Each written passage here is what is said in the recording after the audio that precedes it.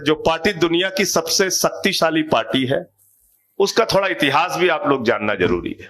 मैं आपको बताता हूं हिस्ट्री। 1952 में जनसंघ बनी, जहां से भारतीय जनता पार्टी निकली है। 52 से लेकर 77 तक जनसंघ चली। कितने साल तक? 25 साल।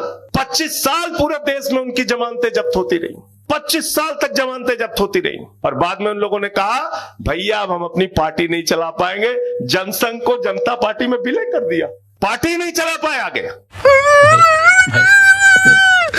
जनता पार्टी में विलय कर दिया। 80 में फिर बीजेपी बनी, और 80 में जब बीजेपी बनी, 84 में उनकी 2 सीटें आई। और पूरे देश में बीजेपी का किस तरीके से चुनाव में परिणाम रहता है, वो थोड़ा सा आपके लिए जानना जरूरी है। ये तमिलनाडु का चुनाव 80 में 0, 84 में 0, 89 में 0, 91 में 0, 96 में 1, 2001 में 4, 2006 में 0, 2011 में 0, 2016 में 0 और 2021 में 4। 40 साल में कुल 3-4 सीट मिली है बीजेपी को, 8 सीट। केरल आ जाइए। केरल में 80 में 0, 82 में 0, 87 में 0, 91 में 0, 96 में 0, 2001 में 0, 2006 में 0, 2011 में 0, 2016 में 1 सीट, 2021 में फिर 0।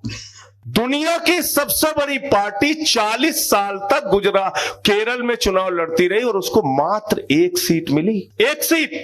और 2021 में फिर वो सीट हार गई, 0 हो गए फिर केरल में। गजब बेइज्जती है।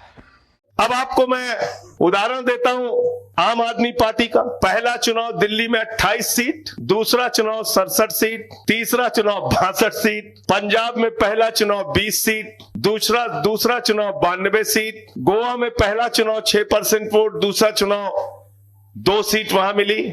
गुजरात के अंदर पहला चुनाव 13% वोट, 5 सीट, और अगला चुनाव जो होगा गुजरात के अंदर इसी तरीके से प्रचंड बहुमत से आप लोग जीत के आएंगे। मैं ईश्वर से प्रार्थना भी इस बात के लिए कर रहा हूं और आप सबसे निवेदन भी कर रहा हूं।